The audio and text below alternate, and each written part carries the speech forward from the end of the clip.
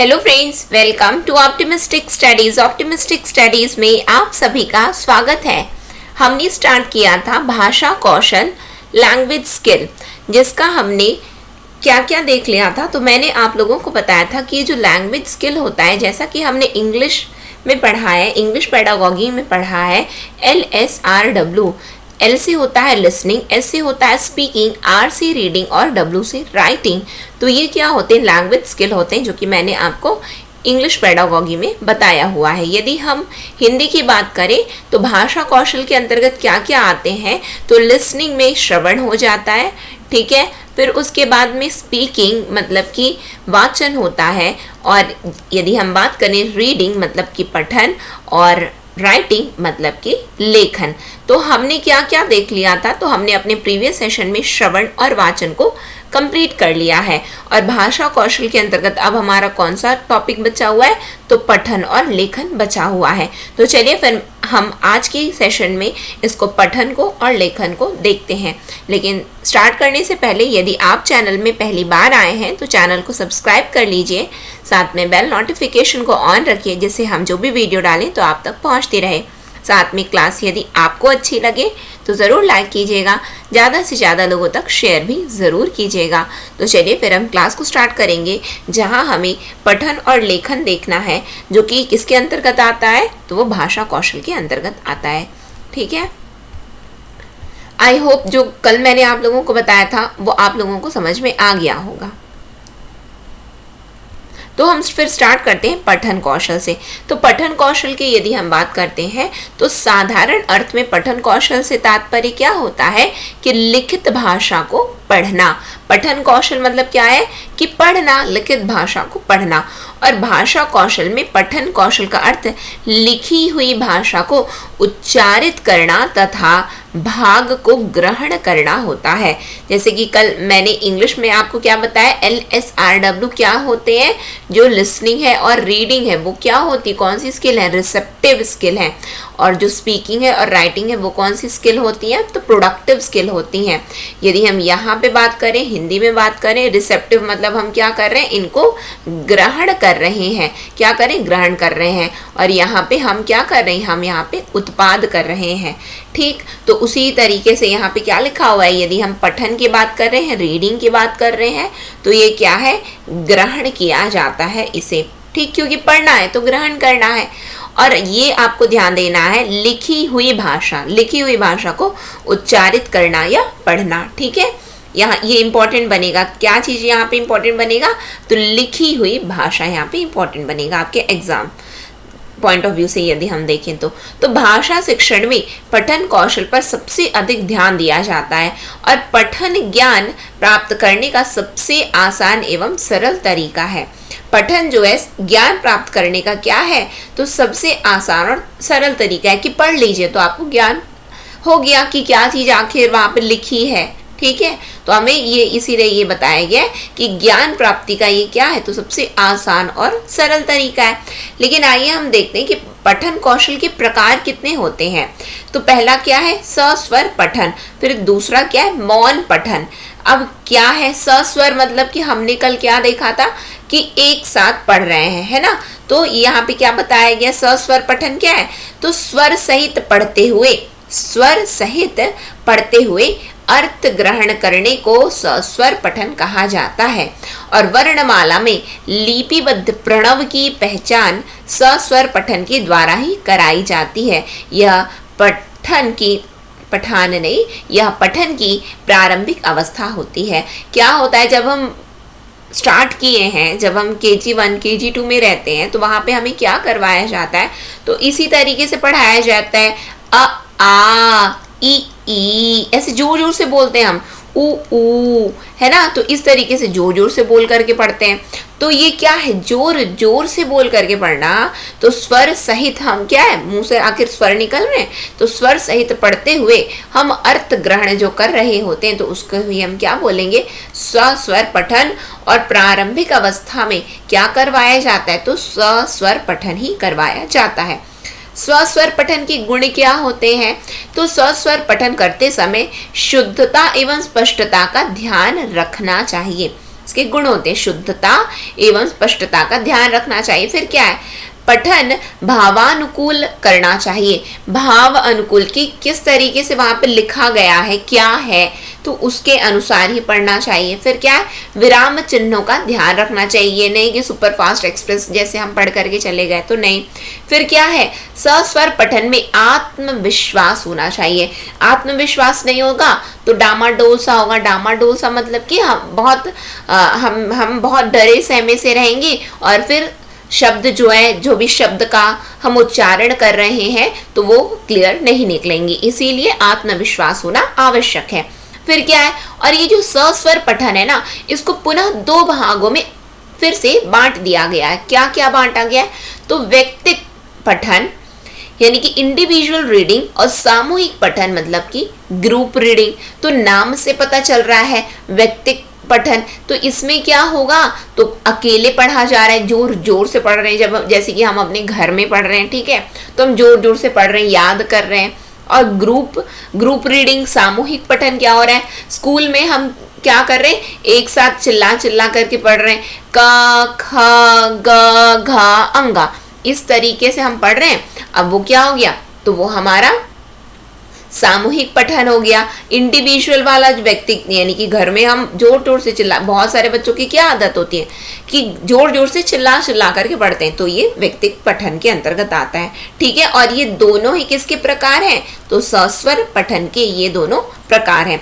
फिर दूसरा हमने कौन सा देखा था, तो दूसरा हमने देखा मौन पठन। अब ये मौन पठन क्या होता है कि चुपचाप बिना आवाज निकाले मन ही मन में पढ़ना, क्या कहलाएगा, तो मौन पठन कहलाता है।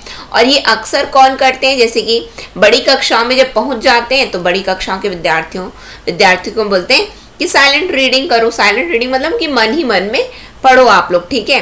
तो ये वाली बात, ये मौन पठन वाली हो गई। फिर महत्व और गुण क्या होता है, तो थकान कम होती है, मन ही मन पढ़ोगे तो थकोगे नहीं, जोर जोर से चिल्लाओगे तो थक जाओगे, तथा मन नेत्र एवं मस्तिष्क से सक्रिय रहता है। मन क्या होता है, क्यों, क्योंकि एकदम पढ़ना है, मन यहाँ वहां नहीं जाएगा, क्यों, क्योंकि आप यहाँ वहाँ अपना मन यहाँ वहां ले गए तो जो पढ़ रहे हो उसका अर्थ समझ में नहीं आएगा, तो एकदम क्या होता है, तो सक्रिय रहता, काम करता रहता है आपका मन, अच्छा ये ऐसा है। फिर क्या है, मौन पठन में पाठक एकाग्रता तथा ध्यान केंद्रित करके पढ़ता है, क्यों, क्योंकि उसको पता है ध्यान से नहीं पढ़ूंगा तो जाएगा, समझ में कुछ आएगा नहीं, तो इससे हम ध्यान से पढ़ रहे हैं, ठीक है। फिर इसके बाद और क्या गुण बताया गया है मौन पठन में, तो मौन पठन का फिर गुण बताया गया है कि यह कक्षा में अनुशासन बनाए रखने में सहायक है। अनुशासन बनाए रखने में सहायक कैसे है कि क्लास में बोल दिया गया टीचर के द्वारा कि सब लोग चुपचाप अपने मन ही मन में पढ़ो, बिल्कुल सब मन ही मन में पढ़ रहे हैं, तो उसमें से हुआ क्या कि क्लास भी चुप हो गई है और अपना ध्यान से सब पढ़े जा रहे हैं। फिर क्या है, स्वाध्याय की रुचि जागृत करने में ये सहायक है कि सब अपने अपने से पढ़ेंगे ना, सब अपने अपने से अध्ययन कर रहे हैं तो स्वाध्याय की रुचि भी जागृत होगी। फिर क्या, चिंतन करने तथा गहन अध्ययन करने में भी सहायक है।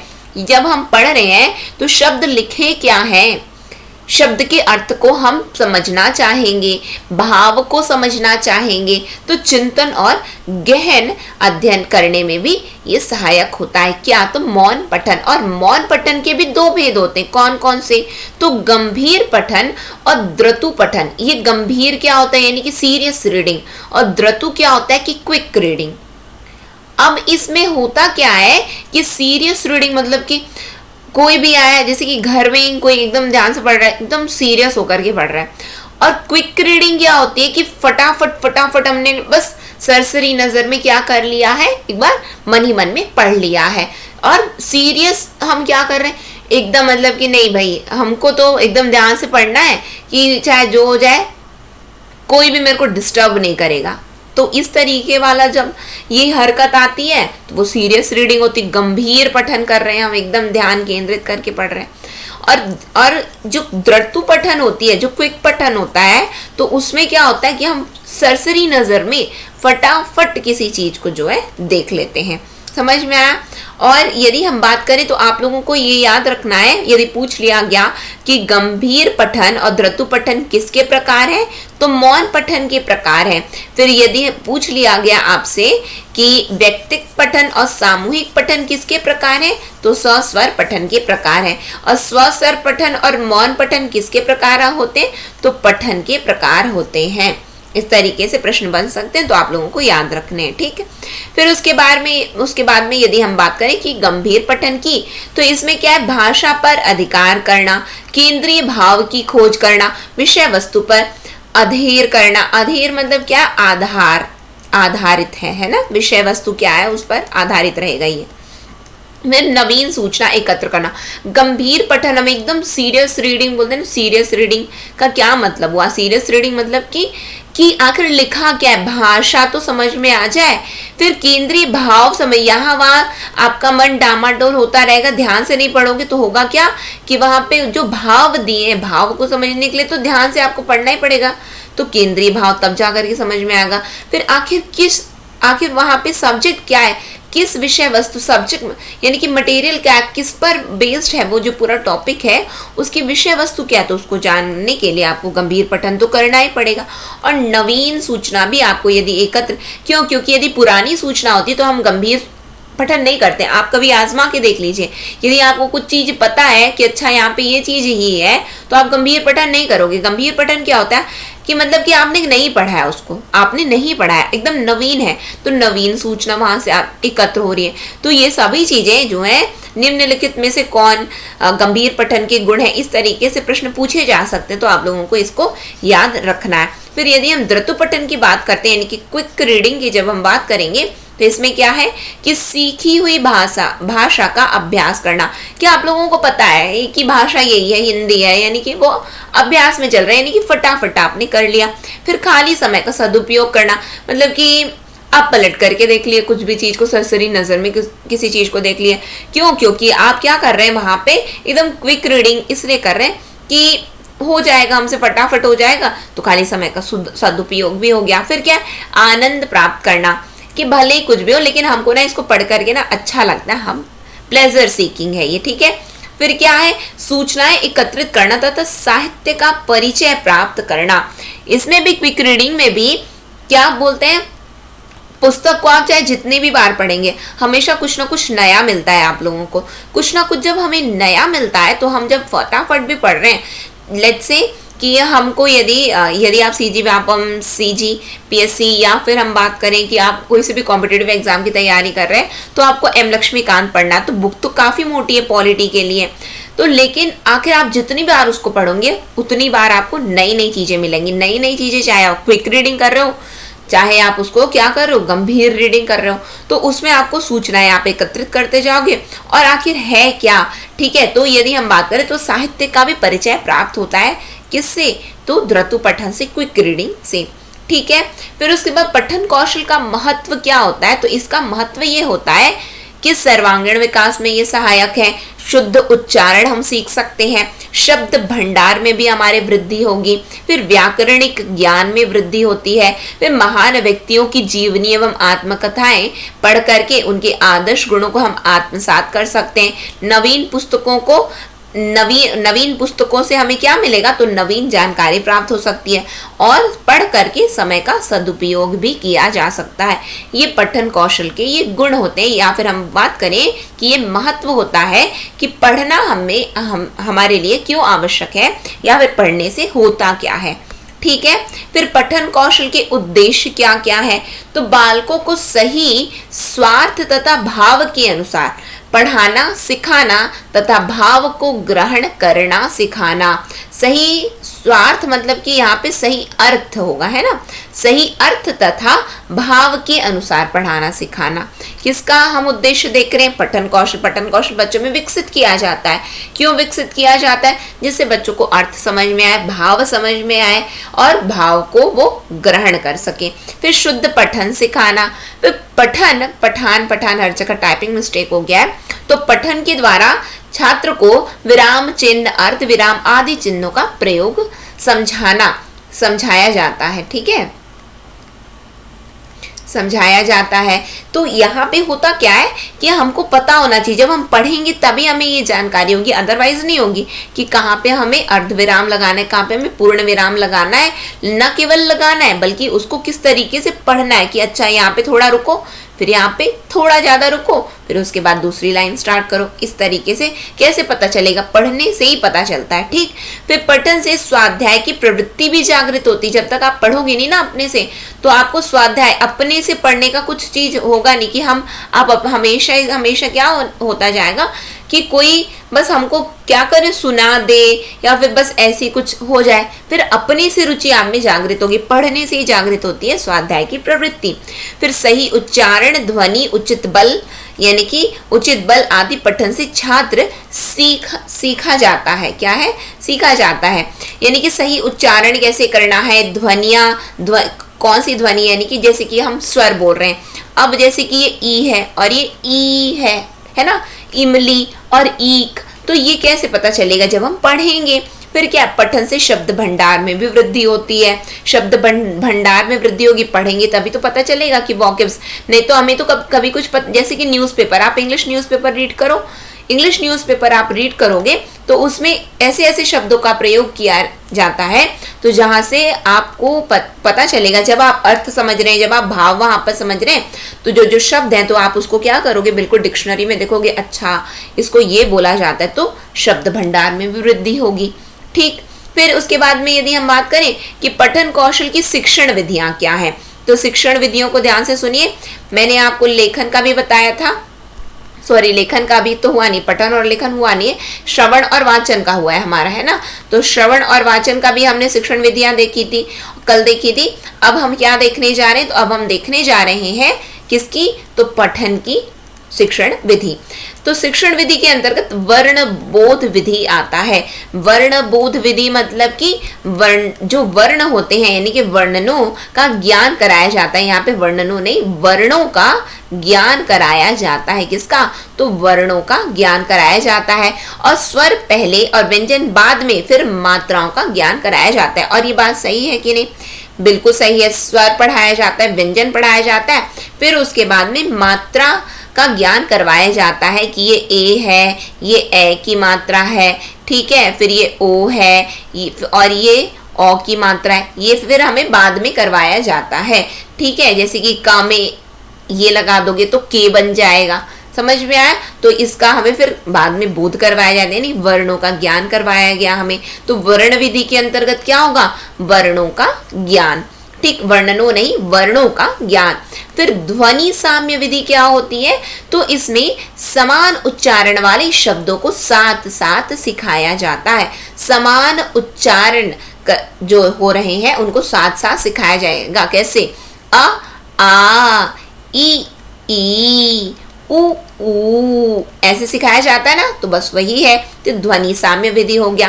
फिर स्वरोच्चारण विधि। स्वरोच्चारण विधि मतलब कि इसमें 12 खड़ी, ये कड़ी नहीं, 12 खड़ी को आधार माना जाता है। 12 कड़ी को आधार माना जाता है, और क्या किया जाता है? का, के, की को इस विधि में अक्षरों एवं शब्दों को उनकी स्वर ध्वनि के अनुसार पढ़ाया जाता है। देखिए इसमें होता क्या है, जो स्वरोच्चारण विधि होती है उसमें क्या किया जाता है? का, फिर उसके बाद क्या आता है? की यानी कि छोटी की मात्रा, यहाँ पे लिखा हुआ नहीं है ना, पूरा लिखा हुआ नहीं है सही तरीके से। की, फिर उसके बाद के, को और कं, कहा। इस तरीके से इसमें पढ़ाया जाता है ये स्वरोच्चारण। इसी तरीके से खा का पढ़ते हैं हम लोग, खा, खी। इस तरीके से पूरा जो है, जब हम यहाँ तक ये खा तक पढ़ते हैं तो ये क्या है? तो ये पूरा स्वरोच्चारण की विधि होता है। समझ में आया? इस तरीके से इसमें पढ़ाया जाता है। क्लियर है? बातें समझ में आ रही हैं आप लोगों को? फिर क्या है कि इसमें देखो और कहो विधि। ये देखो और कहो विधि क्या? जैसे कहीं कहीं पे टाइपिंग मिस्टेक हो गया ना, तो वहां पे मैं आप लोगों को समझा करके बता दे रही हूँ, तो उसको आप लोग ध्यान देंगे, है ना, कि यहाँ पे आकर लिखा क्या है। फिर यदि हम बात करें देखो और कहो विधि क्या है, तो इसमें शब्द से संबंधित चित्र दिखाकर शब्द का ज्ञान कराया जाता है। शब्द से संबंधित क्या करते हैं कि चित्र दिखा देते हैं। जैसा कि हम ये इसकी बात किए, ठीक है, तो यहाँ पे तो बिल्कुल पढ़ाया गया एप्पल।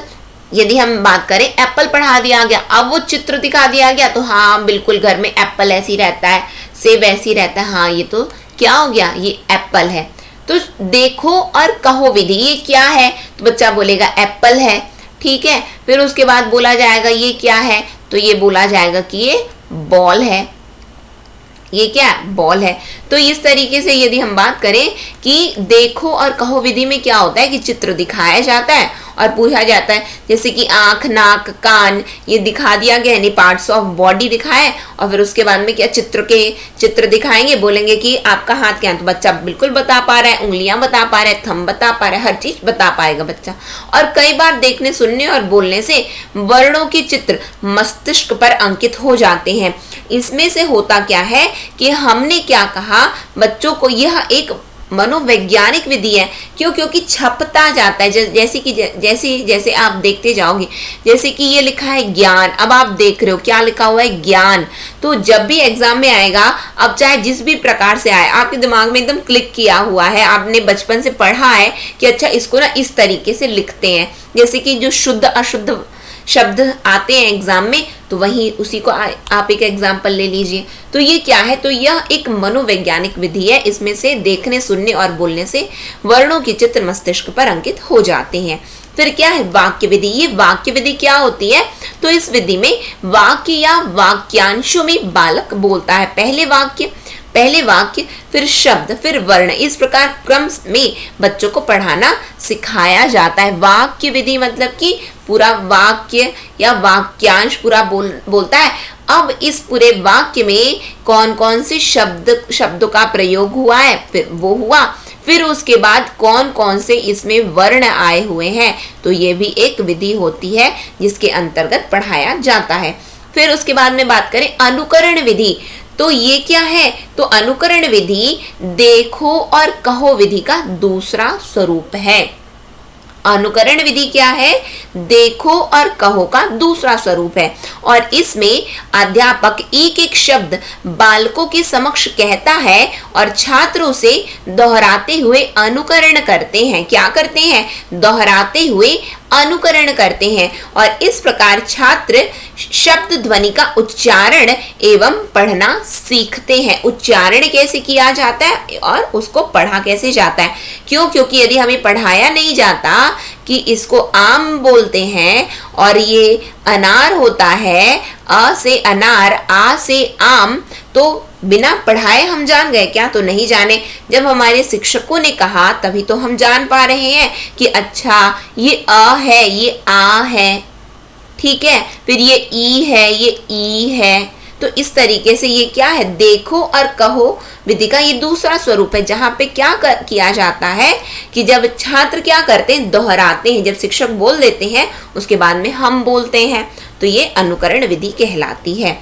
ठीक है, समझ में आ। फिर पठन संबंधित त्रुटियां क्या होती हैं।